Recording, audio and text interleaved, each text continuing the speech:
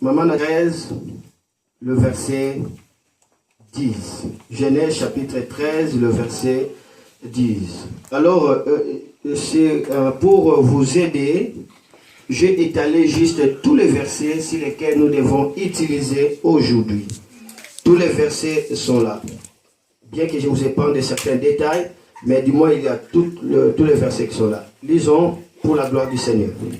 Genèse chapitre 13, verset 10, je lis au nom de Jésus. Amen. Lot regarde, il voit toute la plaine du Jourdain. Elle est arrosée partout jusqu'à soir. Elle est comme le jardin du Seigneur, comme la vallée du Nil en Égypte. C'était avant que le Seigneur détruise le but de Sodome et de Gomorrhe. Ok, Amen. Amen. Lot vient de se séparer avec Abraham. Abraham a dit à Lot de choisir l'endroit. S'il est à gauche, lui il sera à droite. S'il est au nord, lui il sera au sud. Et on a laissé à Lot le choix. Et lorsque Lot a regardé toutes les villes, la pensée de Lot, la vision de Lot s'est pointée sur la ville de Sodome et Gomorrhe. C'était une ville qui était près de la montagne. Et Lot a vu la lumière, Lot a vu des jardins, Lot a vu la rosée. Lot dit non, moi j'ai choisi ces villes de Sodome. Et la Bible est en train de présenter ces villes, c'était comme un jardin que l'Éternel a béni.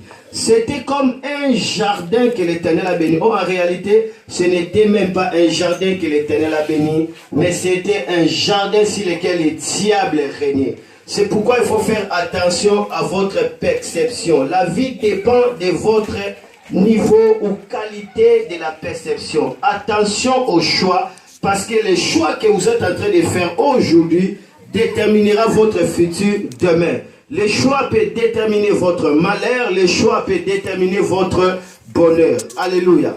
C'est Lot qui a choisi Sodome. Dans sa vision, il pensait que c'est une ville de gloire, c'est une ville de la présence de Dieu, c'est une ville où il y a le règne de Dieu, parce qu'on voyait ça comme Éden. En réalité, c'était une ville sur laquelle le mal régnait. C'était une ville où Dieu a dit que les accusations de cette ville est tellement grave et cela est monté jusqu'à mon trône. C'était une ville sur laquelle les habitants avaient commis des grands péchés et la Bible dit que c'était des péchés graves et c'était des grands péchés. Et aujourd'hui, c'est important que nous puissions comprendre avec vous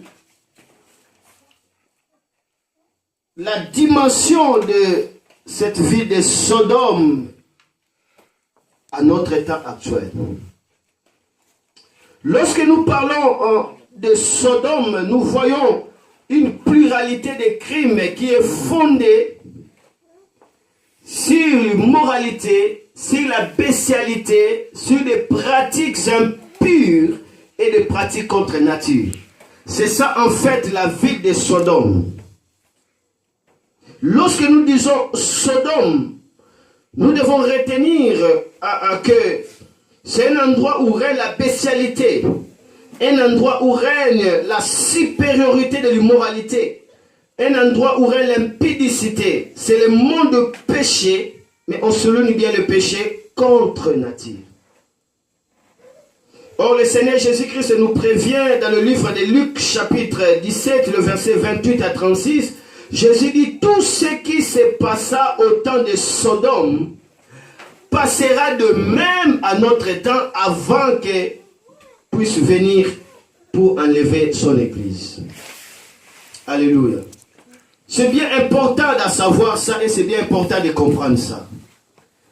Tout ce qui se passa au temps de Sodome va passer à notre temps. Il y a 4 rébellions sur lesquelles je venais de vous dire.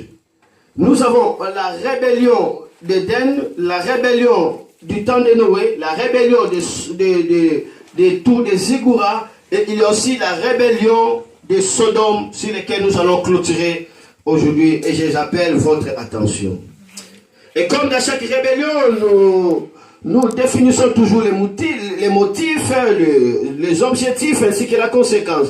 Mais pour la rébellion de Sodome et Gomorrhe, le motif ou l'infraction de cette rébellion, la grande rébellion devant Dieu, c'était le plaisir immoral. Cette rébellion avait comme infraction, comme infraction, comme acte, comme motif, c'était le plaisir immoral. Et l'objectif de cette rébellion, c'était l'homosexualité, l'impureté de pratiques contre nature. Donc les hommes se sont mis dans l'homosexualité, les hommes se sont mis dans la pratique contre nature. Et c'est ça, enfin, qui caractérisait cette grande rébellion de Sodome et Gomorrhe. Et la conséquence c'est quoi? C'est la destruction de Sodome par la pluie du soufre et du feu. Lorsqu'on parle du soufre, on voit des poussières brillantes. Et lorsqu'on parle, disons, du feu, la pluie du feu, c'était les jugements sur lesquels Dieu avait fait descendre le feu, et le feu avait décimé tout le pays. Jésus dit, tout ce qui arriva au temps de Noé arrivera de même à l'avènement du Fils de l'homme. Cela veut dire, nous devons étudier le temps de Sodome plutôt par rapport à notre temps. Est-ce que des choses qui se passaient au temps de Sodome, est-ce que nous sommes en train de les vivre? Si nous les voyons dans notre temps, il faut prêter attention parce que Jésus-Christ fait venir pour enlever son église, mais pour aussi, alléluia, lancer sa colère contre tous ceux qui ont refusé le salut. Amen. Dans l'époque de Sodome et Gomorrhe, il y avait le plaisir immoral, et dans notre époque, nous le vivons d'ailleurs d'une manière accentuée. Dans le temps de Sodome, leur objectif c'était l'homosexualité, l'impureté, pratique contre nature. Et aujourd'hui, nous sommes en train de vivre un degré très élevé de l'homosexualité, un degré plus haut de l'impureté, un degré très élevé de pratique contre nature. Si je vous parle un peu de l'impureté, et nous savons bien que sur l'internet, on est en train de gagner beaucoup d'argent sur l'internet. Et notamment dans des Google, notamment dans des YouTube, il y a des contrats sur lesquels plus on te regarde, plus tu seras payé, énormément payé. Et vous allez voir dans le Facebook, il y a toute une organisation qu'on les appelle des gens du quartier, des célibataires du quartier. Qu'est-ce qu'ils font? Ils sont en train d'exhiber leur corps, ils sont en train d'exhiber leur nudité. Pourquoi? Pour te dire, allez maintenant dans mon site, allez dans mon lien. Lorsque tu vas entrer dans son lien, il va commencer à lever ses habits, à faire des pratiques anormales, des pratiques bestiales. Pourquoi? Pour que toi, tu puisses passer beaucoup de l'air à les contempler. En passant beaucoup de l'air à contempler son corps, toi, tu crois que tu le fais gratuitement. Or, cette fille est en train maintenant d'avoir de l'argent dans les comptes de l'Internet. Où va le monde? L'impureté est très grave. L'impureté atroce. C'est ce que nous sommes en train de vivre. Parlons de l'homosexualité. Aujourd'hui, l'homosexualité est régie. Aujourd'hui, l'homosexualité est institutionnalisée. Aujourd'hui, l'homosexualité, ça se trouve dans des codes. C'est légal dans certains pays, sur lesquels on reconnaît le mariage de l'homme entre hommes, le mariage des femmes entre femmes. Mais il y a aussi des pratiques contre nature énormes qui sont en train de se passer. On parle des phénomènes qui sont en train de toucher la scène internationale. Et parmi ces phénomènes, on est en train de parler des phénomènes de négrophilie. Lorsqu'on dit négrophilie, cela veut dire le fait pour un homme vivant de coucher avec un cadavre. Un cadavre. Amen. Un homme vivant est en train de coucher avec un cadavre. Quel genre de pratique? Les gens commencent à dire, non, ça sert à quoi de chercher des femmes? Moi, je préfère une femme qui est déjà morte. Moi, je préfère un cadavre. Et je vais faire l'amour avec ce cadavre. Et ces pratiques, on appelle des négrophilie.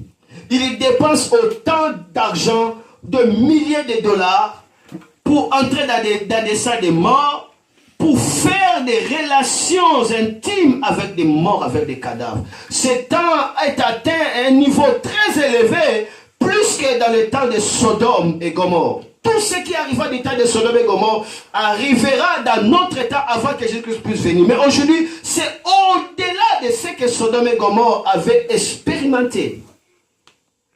Alléluia.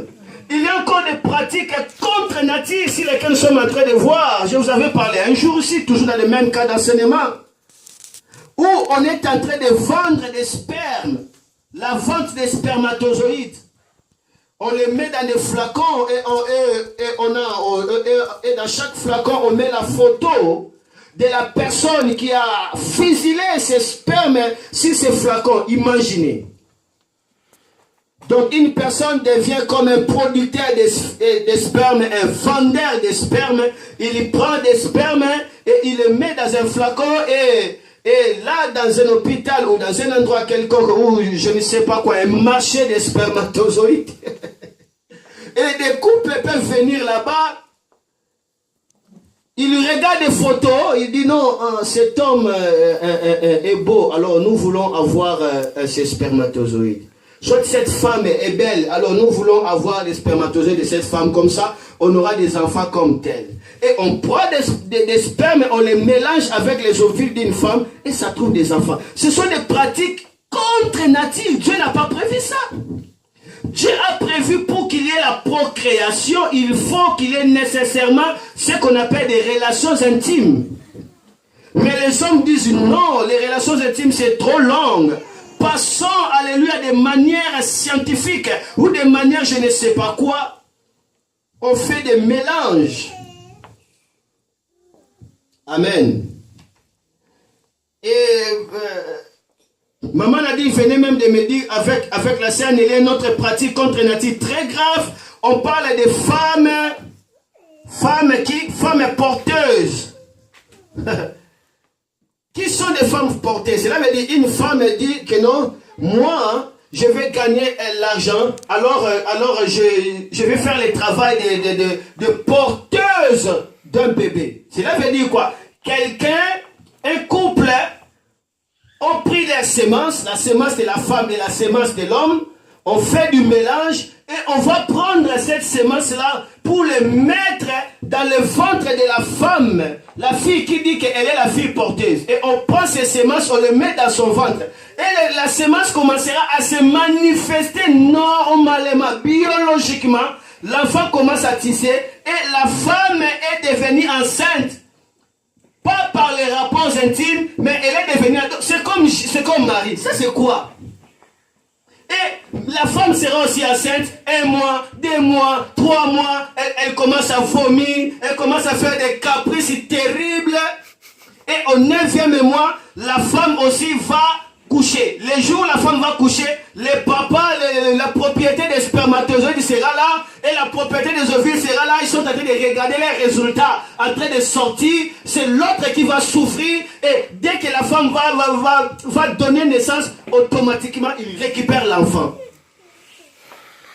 Et l'autre là a seulement souffert et ça lui fait trop mal de voir son enfant. Ce n'est même pas son enfant. Mais parce qu'elle avait beaucoup d'argent et ils ont ce qu'on appelle des douleurs, ce qu'on appelle des blessures intérieures. Voilà le monde sur lequel nous sommes en train d'expérimenter des pratiques contre nature de manière extraordinaire. Comment expliquer la femme commence à fuir les douleurs de l'enfantement? Ils disent que l'autre personne doit porter cette grossesse parce que moi je n'ai pas le temps. Ah, l'homme commence à corriger Dieu. Le temps que nous sommes en train d'expérimenter est supérieur au temps de Sodome et Gomorrhe. Jésus avait raison.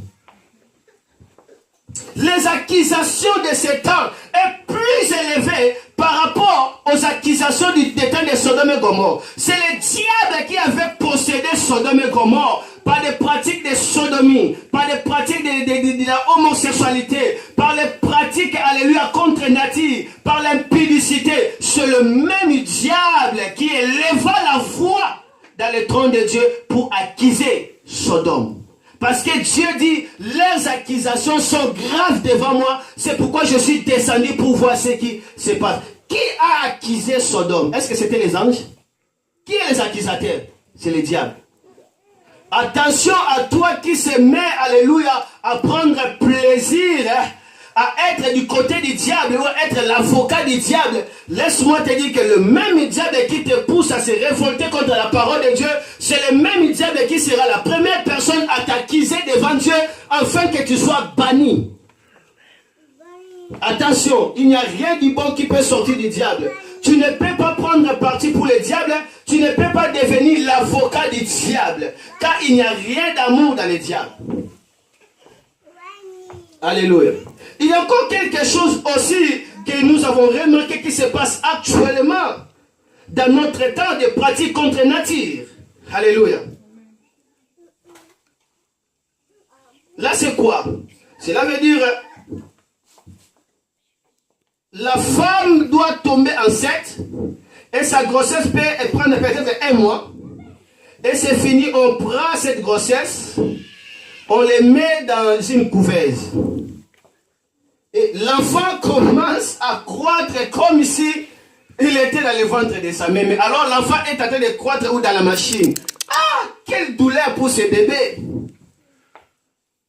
Et elle nage dans la machine, elle croisse dans la machine, elle mange dans la machine et l'enfant commence à croisser. Et moi, est-ce qu'on peut dire que cet enfant est vraiment dans la grossesse? Est-ce que ça c'est la grossesse? Non, l'enfant est dans une machine. La grossesse artificielle. Où va le monde? Nous sommes dans le temps où il y a la grossesse artificielle. Donc, l'homme et la femme ont engrossé une couveuse. La couveuse commence à tomber à la grossesse. La couveuse d'aujourd'hui est grosse et ça commence à développer les fœtus. 1 mois, 2 mois, 3 mois, arrivé à 9 mois. L'enfant a grandi dans la couveuse et l'enfant est né. Est-ce qu'il est né? La loi de la naissance est bannie dans notre temps. On ne peut même pas parler de la naissance parce que l'enfant sur lequel le spermatozoïde a été mis dans la couveuse et ça grandit et ça donne un bébé. Et est-ce que cet enfant peut parler qu'il est né? Il n'est pas né. Quel sera son cœur? Quelle sera sa réaction? Quelle sera son âme? Parce que l'enfant dans le ventre est influencé par sa mère, est influencé par le monde. Il est à contact, il attend le son. Et c'est comme ça que l'âme de l'enfant est ici. Maintenant, ces enfants-là électroniques, ces enfants-là technologiques, c'est quel genre de race que l'humanité est en train de multiplier sur la terre?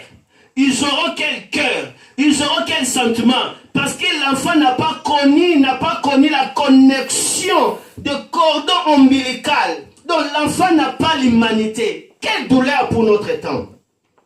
Ce qui s'est passé au temps de Sodome se passe à notre temps. Permets-moi un peu de parler encore de pratiques contre nature sur lesquelles nous sommes en train de voir. J'ai regardé dans l'internet. J'ai vu un grand artiste américain, un musicien. Il a mis des tatouages partout dans son corps jusqu'à ce que tu n'arrives même pas à détecter, tu n'arrives même pas à déceler la peau de la personne. Tout son corps est cacheté. Tout son corps est décoré par des tatouages. Donc, il peut marcher nu comme ça. Tu vois comme ici, il a porté un habit. Oh, ce sont des tatouages partout dans le corps. Quel péché grave! Quelle pratique contre nature où la personne doit mettre des tatouages partout. Or, il y a un verset dans le livre de Lévitique, la Bible dit, tout celui qui fait des insinuations dans le corps, tout celui qui fait des tatouages dans le corps n'hériteront pas le royaume de Dieu. Il y a un verset dans Lévitique. Et aujourd'hui, le diable est en train d'entraîner beaucoup de gens à faire des tatouages. Pourquoi? Pour que ces gens-là puissent hériter l'affaire. Toi qui as fait des tatouages, laisse-moi te dire que tu as l'enfer comme étant un héritage. Mais parce que tu ne connaissais pas demander pardon à Dieu, que le sang de Jésus-Christ puisse te laver, afin que ces tatouages restent seulement comme un décor et que toi tu sois pardonné. Et alors ne recommence plus. Parce que plus il y a les tatouages dans le livre de Lévitique, je vais vous chercher un verset, la Bible dit, tout celui qui met des insignations dans le corps, tout celui qui met des tatouages, on a bien écrit tatouages, n'hériteront pas le royaume de Dieu. Les diables sait ça. C'est pourquoi ils incitent beaucoup de gens à faire des tatouages.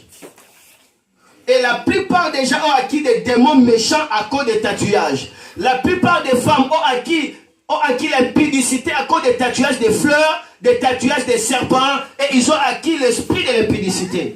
Parce que derrière chaque tatouage, il y a toujours un esprit.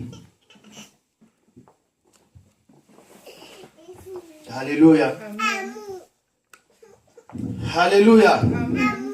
Alléluia. La Bible dit que si tu as ton esclave, et que cet esclave dit que moi je vais mon maître, je ne vais pas être affranchi, le maître va prendre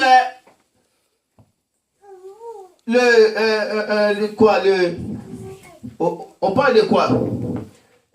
Je ne sais pas quoi. Et l'ocalito, c'est quoi? Le boucle d'oreille, ou l'anneau comme ça. Le maître va prendre ça pour le mettre sur son oreille, pour dire qu'à partir de maintenant, toi tu deviens mon esclave pour toujours. Mais aujourd'hui on va voir des filles en train de mettre les oreilles, les boucles d'oreilles dans les oreilles et même sur l'orteil. C'est quoi? D'autres même commencent à les mettre même si leur sexe. C'est le monde animal. Les gens sont en train de déclarer qu'ils sont esclaves sans pourtant le savoir. C'est pourquoi la Bible dit mon peuple périt, faute de quoi? Faute de quoi? Faute de connaissance. Vous le savez bien, c'est ce qui se passe dans ce monde où il y a même la célébration des masques. On célèbre des masques. Ça se passe comment? Les gens commencent à célébrer les masques. C'est la fin des célébrations des zombies, la célébration des démons. Et là, on commence à vendre des choses bizarres, des squelettes, des masques. Et les gens portent des masques. Le monde est en train de faire la publicité de l'enfer sans le savoir. Tout ça, c'est la puissance de Sodome qui est descendue dans notre monde afin que leur péché soit grave devant Dieu pour que la colère de Dieu soit accentuée dans un feu éternel. Dieu a détruit Sodome par le soufre, cela veut dire le feu. Mais Dieu va détruire le monde, ça sera par le même soufre, mais cette fois-ci, le soufre qui ne s'éteigne pas. Ma sœur Gisèle, est-ce que c'est normal? Une personne crée l'image de Dieu. Il veut être comme un animal. Il prend des cornes et il les met dans sa tête. Il commence aussi à marcher comme ça. Il dépense de l'argent pour que les médecins puissent le mettre des cornes sur la tête. Mais c'est un démon en personne. C'est quel genre de beauté? On dit c'est la mode. Attention à la mode. Toute mode n'est pas mode. Toute mode n'est pas mode. Il y a des modes qui sont des codes sataniques. La Bible dit tout m'est permis, mais tout n'est pas utile. Tout m'est permis, mais tout n'est pas utile. Sodome et quoi? Et Gomorrhe. Alléluia. Alléluia. Amen. Lorsque Sodome et Gomorrhe a fait des pratiques contre nature, lorsque Sodome et Gomorrhe s'est livré à l'impudicité, à l'impureté, il avait une seule conséquence qui était la destruction par le feu et par le soufre. C'est ce que nous vivons aujourd'hui et je vais continuer après. Il y a encore un phénomène qui m'a beaucoup effrayé. C'est un phénomène sur lequel il y a un endroit, je ne sais pas si c'est une boîte ou quoi,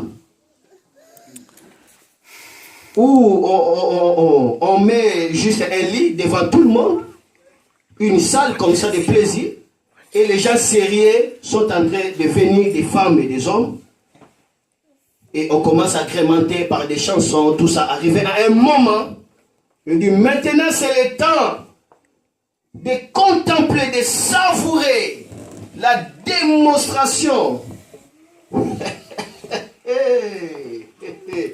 Vous allez voir le spectacle qui va se passer? Quel spectacle?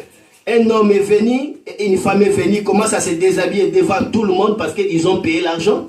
Il dit non, nous sommes fatigués de regarder des films pornographiques, maintenant nous voulons voir en live.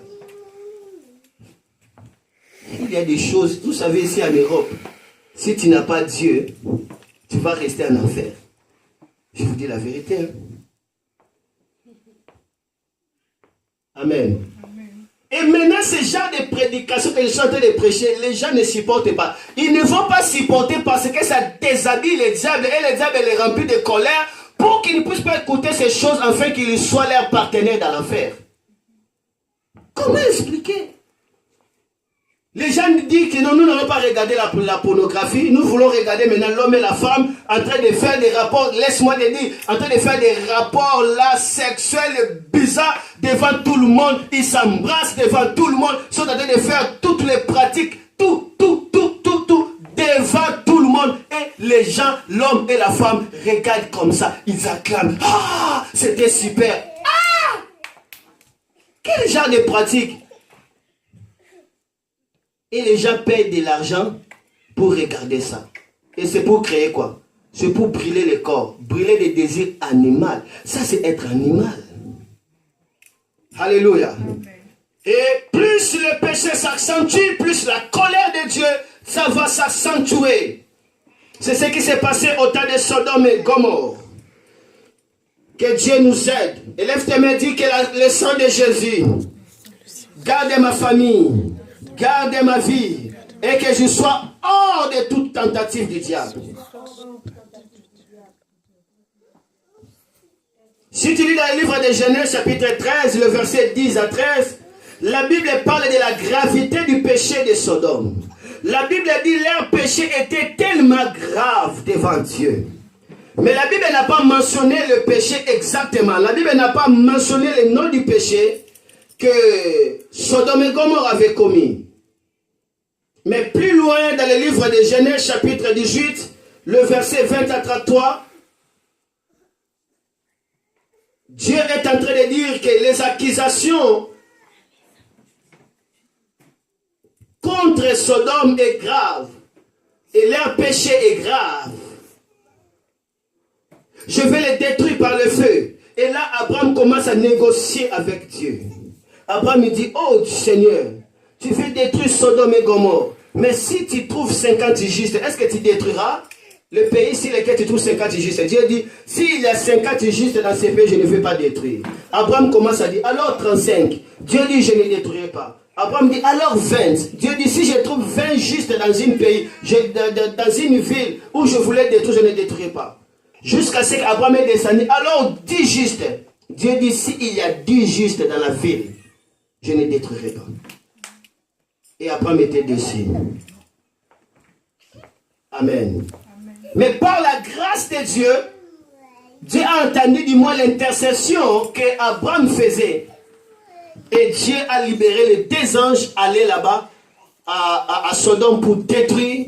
Mais arrivé à Sodome pour détruire, les deux anges vont rencontrer le frère ou le neveu d'Abraham du nom de Lot.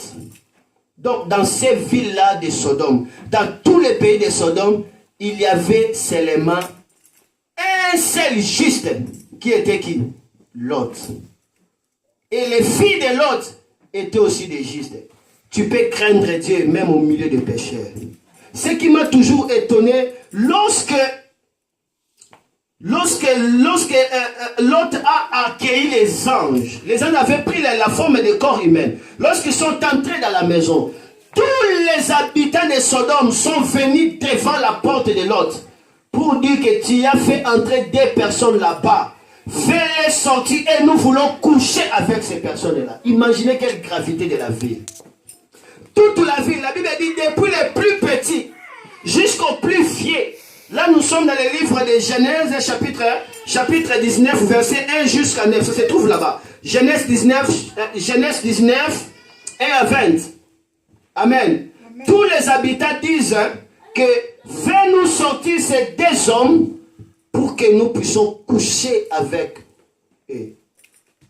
Il ne disait pas de coucher, de dormir, mais il disait de coucher, de faire des rapports sexuels avec eux. Imaginez tous les habitants. Donc, ce qui prouve que Sodome avait comme péché le plus grave, c'était l'homosexualité. Amen. Parce que ces gens étaient des hommes. Mais tous les habitants disent que fais sortir ces deux hommes, fais sortir ces deux étrangers, nous allons coucher avec eux. Et l'autre va dire non, ne les fais pas du mal parce que c'est moi qui les ai accueillis dans mon toit. Je dois les protéger. Alors j'ai des filles qui sont vierges. Vous pouvez faire de tout ce que vous voulez. Faites de mes filles tout ce que vous voulez. Mais les habitants disent non, nous ne voulons pas tes filles. Nous allons coucher avec tes invités. Avec les deux hommes que tu gardes. Amen. Donc, ce qui prouve que bien qu'on n'a pas mentionné les noms, on n'a pas mentionné exactement le péché de Sodome et Gomorrhe, mais dans Genèse chapitre 19, nous comprenons que le plus grand péché qui régnait à Sodome et Gomorrhe, c'était le péché de l'homosexualité. Amen. Mais le Saint-Esprit m'avait aidé à découvrir aussi certains péchés sur lesquels on n'avait pas parlé dans l'histoire de Job, mais dans certains versets, Dieu va révéler aussi de péchés graves qui régnaient dans Sodome et Gomorrhe. N'est-ce pas, c'est merveilleux d'écouter ce genre de révélations? Amen. Amen. Le Saint-Esprit m'avait poussé à comprendre ça. Le Saint-Esprit m'a dit, il y a encore d'autres péchés. Et j'ai commencé à chercher dans mon dictionnaire Sodome. Et en cherchant ça, j'ai retrouvé certains péchés sur lesquels la Bible n'a pas mentionné que dans Genèse 19, dans l'histoire de Sodome et Gomorrhe. Amen. Retiens d'abord que le premier péché qui était grave, le plus grand péché de Sodome, parmi tant d'autres, c'est l'homosexualité sauvage. Amen. Là, c'est dans le livre de Genèse, chapitre 19, verset 1 à 5. Mais il y a aussi le livre de Jude, chapitre 7. Là, Dieu est en train de révéler le péché sauvage de Sodome et Gomorrhe, l'homosexualité. Maman, on a dit, on va lire Jude, chapitre 7. Amen. Amen. On révèle l'homosexualité, mais sauvage. Amen. Amen. Tous les habitants veulent coucher avec les deux hommes. C'est d'abord le viol, l'homosexualité, la bestialité et tout ça. C'est pourquoi aujourd'hui on voit des phénomènes bizarres où les gens veulent contempler, où il y a trois hommes en train de coucher volontairement avec une fille, et la fille là est en train d'accepter aussi volontairement. Elles disent que non, je suis super fille, je couche avec trois hommes. Ça c'est plus qu'un animal. Je n'ai jamais vu trois animaux faire des rapports sexuels ensemble. As-tu déjà vu ça? Mais les hommes le font. As-tu déjà vu deux chiens en train d'attaquer une chienne? As-tu déjà vu? Jamais. Jamais. Même ici l'autre chef brûlait les désirs. Non. Il ne peut pas faire ça. Si les animaux peuvent aussi respecter des bornes, comment est-ce que les hommes n'arrivent pas à faire ces choses? Vous savez, nous sommes dans un temps méchant où sur lequel on doit parler des choses de manière crue et sans pourtant garder des choses. Parce que le diable est en train de l'exhiber de manière claire et nous allons le dénoncer de manière claire.